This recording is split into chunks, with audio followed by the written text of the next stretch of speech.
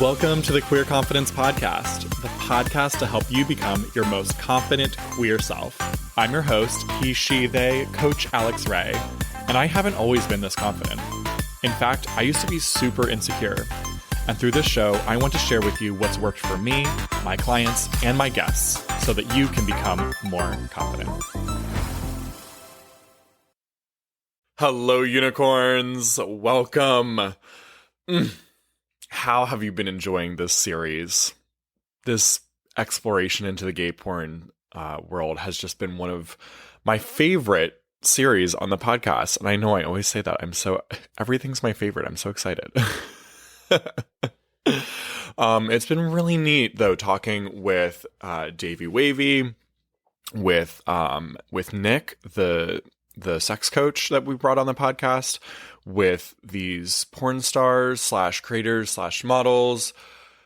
Y'all, it's been a really awesome journey. And I want to kind of wrap up our journey here with one kind of final take on performers. And this is going to be from my own perspective as a Gogo Boy. I've been dancing here in San Diego for, has it been 4 months now? Are we at 4 months? Yeah. I started not long after I moved here. And it is a way that I make some more money, which is nice. But let me tell you what, it's not like it pays a whole lot.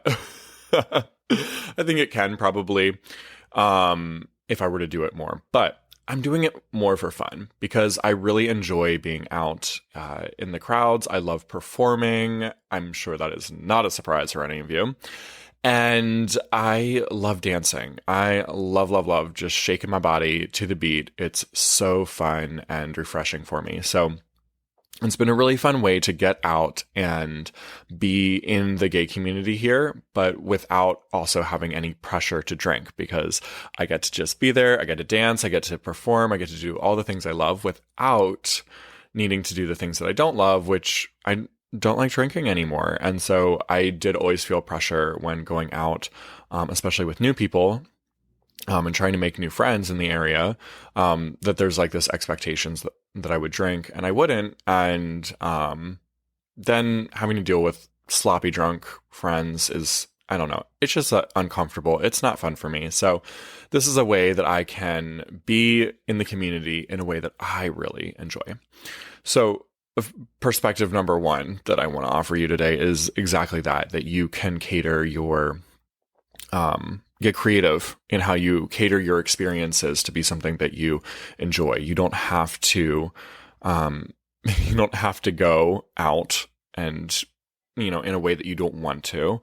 And you could get little side jobs if you wanted that allow you to have more sense of autonomy and more control over the scenarios that you want to, if you want to go out and you want to dance, but you don't want to drink, and you kind of want to be the center of attention, hello, be a go-go boy, or go-go girl, or go-go they, just go have fun.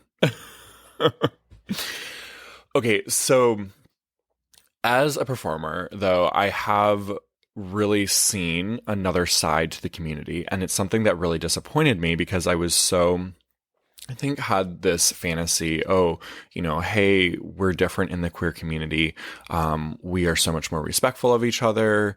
And I felt this sort of sense of camaraderie with, the queer people at the bars that were there. Now, in many ways, I've found that, and I have found many really awesome personal and business connections through dancing. I really have. I think it's been one of the best decisions I've made as far as meeting people quickly in a new place. So if you do move to a new place and you're looking to meet people, I highly recommend, if you like dancing, again, it's a great option. But it has given me a really disappointing reality check on our community. And I thought and assumed that we would be a whole lot more respectful than perhaps a straight strip bar or something, where there are female dancers there for like men's pleasure, a traditional strip club or gentleman's club. What a stupid name. Um, anyway, I was very incorrect. And I would say actually our community is possibly worse, and I'll get to that in a second. Possibly worse in the way that we treat dancers, at least as far as consent goes. And so shortly after I started this series, which was, I started to explore the porn industry and sex performers, I realized that I had my own story to kind of share here too. And so I want to rewind back to my childhood for you and talk with you about a story that I've brought up many times in therapy throughout the years.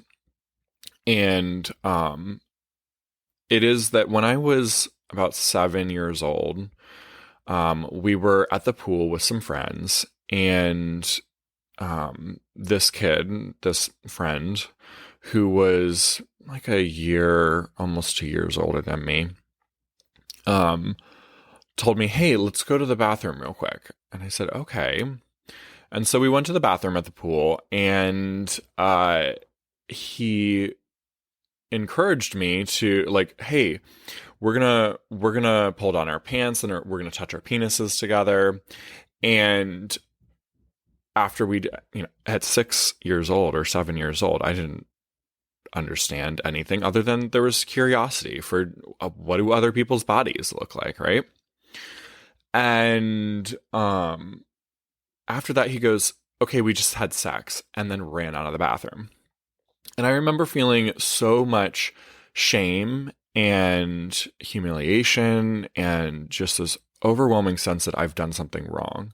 And of course, at that age, you don't know what sex is, or at least I didn't. Maybe some people did.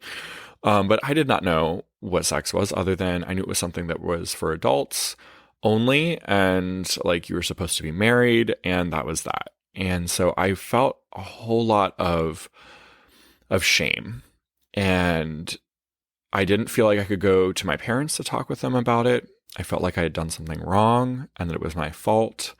And I also felt I felt like my opportunity to have a say was taken away. I did not have an opportunity for consent. I had been tricked into doing something that if I had known ahead of time that was sex, obviously it wasn't, but if I had, if he had informed me ahead of time, hey, we're going to have sex, I wouldn't have done that. So to find out afterwards that according to him, we had just had sex was terrifying. And it really fucked with my head. So fast forward to now, a few weeks after this series, after I started recording for this series, I had an encounter while dancing where, I'm squatting down. Someone's like, which is normal. They want to put money in my underwear. It's great. It's so fun. But this guy decided he wanted more and reached in through my underwear and like fingered around trying to find my butthole. Of course, I turned around and was like, no. And it felt so weird, and I didn't really, I felt very uncomfortable with that. I don't want people reaching in my underwear and feeling around for my privates. We are here as performers for your entertainment, and any kind of fantasy that goes on in your head, I don't mind. You can fantasize all you want. However, when it comes to actually physically getting me involved, I want the opportunity for consent. I want to be asked whether I'm into this or not. Do not just force your body onto, in, around, whatever, my body. No, thank you. So anyway, I felt really uncomfortable, but kind of didn't know what to do. And I felt the familiar sense of guilt or shame, like it was my fault. Like by dancing in my underwear, I was asking for it. And a few minutes later, another woman actually came over from the same group, and she tipped me, and this time in the front of my underwear. But she grabbed or reached inside my underwear all the way and grabbed my penis. And as soon as she did that, I kind of like swiped her hand out of my underwear and said, no, and stood right back up. And that was the moment that I just went into like a freeze response. I was absolutely, like kind of just shocked. I really, in the moment, could not distinguish whether or not I had done something wrong, whether I had almost deserved this in a way, whether I had encouraged it, in fact, whether or not I even had the right to say no, whether or not it was something that was even appropriate to ask for help on or go to security about or anything. In my head, in that moment, when someone touched me in a way I really did not want in a public place, it fucked with my head. And I went right back to that little kid who was in the bathroom, who was touched in a way he would not have wanted had he had more information. And so it really gave me another perspective as I continued recording for this series, another perspective that I really wanted to be important and to show through. Now, I already have for a while, I just see performers differently. For example, like with cancel culture and everything, I don't really understand why everyone gets so upset when celebrities do shitty things. I expect it because celebrities are still humans. And so I believe that there are the performers, right, that we kind of hold in high esteem. We hold that like fantasy character up high, but the human themselves, I absolutely expect that every single person we love and adore, no matter how amazing their kind of public persona is, I know that their private persona is fucked up. That's just, they're humans and they should be allowed to be that way. So I don't idolize humans. I don't know that I ever really have, in the way that I see culture kind of putting up humans on these pedestals. They're just obviously flawed people that are going to fuck up and make mistakes. And so the same thing with performers. Like, I love talking with performers about, hey, what actually is you know, who are you? What is your life like? What are you interested in? What, you know, gets you out of bed in the morning? What are you excited for? I'm so fascinated and interested in the humans behind the performance, behind the celebrity face. And so I really wanted to create a series in which we could do that, where we could have conversations here on the podcast and go behind the scenes and be just human and let performers sort of be the humans without their, you know, off stage, backstage, if you will. And after you know, my being assaulted on stage multiple times, and one or two other incidences have happened since then, none quite as far as those, but still scenarios that made me extremely uncomfortable. I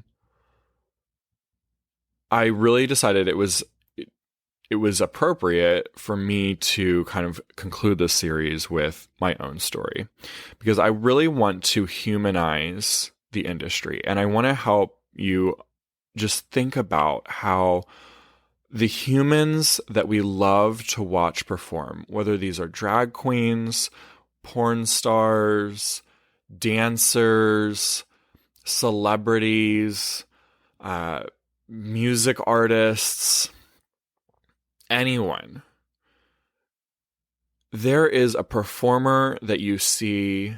There is this sort of larger than life persona that you get the opportunity to interact with. And then there's the real actual human there, and they're different. And the performer, you get to enjoy and fantasize and let your mind go crazy with. That's what we performers love to do, is give you an experience, like a show, like a TV show, like a movie, right? We're leading you on a journey. However, when we perform, it is one-sided.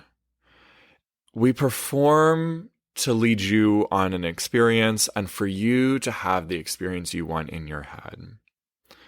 It is not an invitation for you to act out your fantasy or for you to take control of the stage. You are not the director, right? For you to take control of the stage and take over and enforce yourself upon us. Now, my guess is, if you're listening to this podcast, you probably are not one of these people that does that. You probably keep your hands to yourself. You probably don't chase down or stalk celebrities to try to force them to interact with you in a way that you want, right? You're not chasing down Lady Gaga going, I can't believe she's such an asshole because she won't respond to my DMs, right? Beyonce is not on your shit list because you haven't been able to like have lunch with her yet this week. And yet, sometimes people do act that way with perhaps like online influencers. And that would be a really fun industry to explore here. Maybe that'll be a future podcast series. I don't know. But with online influencers, with actors, with all these different types of performers, we as a society have sort of different expectations, I think, depending on the level. And I don't really think that it should be such a different perspective of what we allow and don't allow and what we expect from these different performers. When anyone's performing it for you, whether they are just the Gogo Boy at the bar, or whether they are an A-list celebrity, either scenario, it doesn't change the fact that these are performers giving a show to an audience, and these performers are 100% human.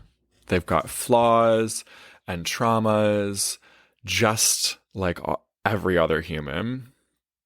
And no human wants to have another human's will forcefully imposed on them.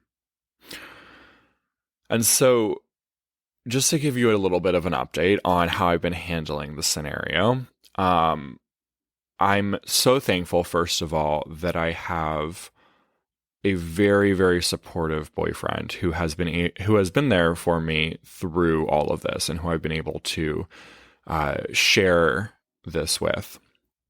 And we talked about it and came up with a plan to talk with security ahead of time. And so he's actually going to go with me to do that, because when I went to go kind of do it on my own, again, had just a freeze response. So this is an example of how trauma stays with us, and how it's not just a matter of thinking your way out of a scenario. Let me pick on the life coaching industry for a moment. A lot of times within the industry, unfortunately, many life coaches just encourage people to fix their thinking when they're having some kind of unwanted life experience. And it's not that simple. I would love to have just fixed my thinking and realize that it is a problem for someone to reach into my underwear, because that same thing would not be happening, as my therapist pointed out. That would not be happening in like a bar where there are women dancing for men. Like, if a man got up and shoved his hand in one of the dancers' underwear, like, he'd be fucking kicked out right away. And that's not really the same way it's treated within the gay bars. So I want to help change that. I want to be part of that shift. And it takes conversations with the management and security and with the other performers. We've got a ways to go here, right? But there needs to be this new expectation that we don't allow people to just impose their will on others like that. And so, again, back to having a supportive boyfriend, I really am thankful that he had has told me he's volunteered to come have these conversations with me when it's time to go meet with the managers, and I'll talk with security ahead of time. We have a whole bunch of ideas like set up to prevent this from happening in the future, but it can't stop with me, right? Like, it's not just, oh, I need to just take care of this for myself, because there is really it's not just on the individual to take care of everything. This is a problem with the community that we can all be part of solving.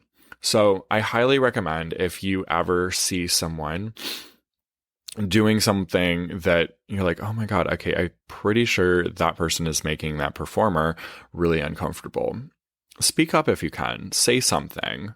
Say something to the person being problematic. Or if you don't feel comfortable saying something to them, another amazing thing you could do is be a supportive voice to a performer that you see is being assaulted or abused verbally or physically by anyone. Just saying, hey, I saw that thing happened. That's not okay. Are you all right? Is really validating and very encouraging. And then I think it's also on us as performers in the community to actually set up a different expectation for what is and is not allowed. And if you are okay with people touching you without your consent, then that's fine, right? This is not for you then. But for those of you who are in the camp like I am, where you love to perform but don't love to be touched without your consent, then it's on us to start having these conversations. Let's have them with each other first if it doesn't feel safe to go to any kind of authority like managers or security or whatever. But let's have these conversations with each other. Let's have these conversations with our friends who can support us. Let's have these conversations with our therapists, with our coaches, with our partners, with whoever is your support system. Have the conversation with them. The thing that I realized throughout this experience is I really kind of needed to go through this again. I really am glad that I've gone through this again. And it's been a really wonderful opportunity to actually get the support that I didn't have and was afraid of even asking, because I could have gone and talked to my parents when I was 7 years old when that sexual assault happened. But I didn't, because I was afraid that I did something wrong. And so what I'm doing now is breaking that pattern. And if you have had any kind of similar experience, you're going to have to end up doing the same thing. You have to break the pattern. You have to go through that experience again. And you need to have the support on your side who is going to be able to help you change your response now. Doing it on your own is impossible, my friend. That's how trauma works. You cannot do this on your own. So, my encouragement for you performers, lean in, or anyone that has felt abused in any scenario, especially if it's still happening, lean into the support that you have. Do you have friends? Do you have partners? or a partner? Do you have coworkers, colleagues? Do you have family maybe? Who do you have around you that can support you? And do you have a professional? Do you have a therapist? Do you have a life coach? Do you have someone who has the training to also work on that with you? I want to remind you that there is absolutely no shame in asking for help. I provide this kind of help for my clients all the time. And then when it comes to me, I froze. I was having issues speaking up for myself and asking for help from the security, because it's not about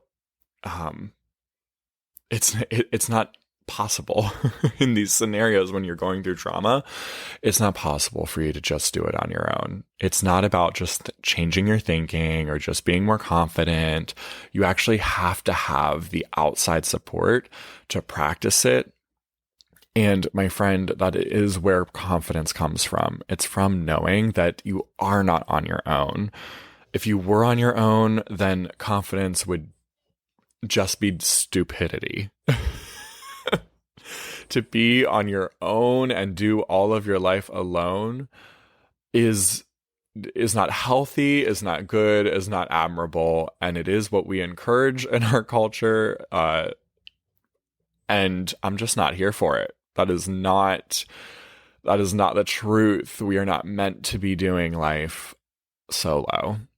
So lean into support. And if you need support, if you need a professional, I would love to do that with you. I would love to work on this with you. And I've even offered my clients before to be that third party that goes and has these conversations with whoever it is that you need to have the conversation with.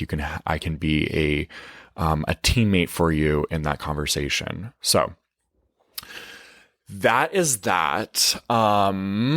This is sort of the conclusion of our series on the gay sex industry. And while being a Gogo Boy is not really in the sex industry, I mean, it's in the erotic spectrum, right?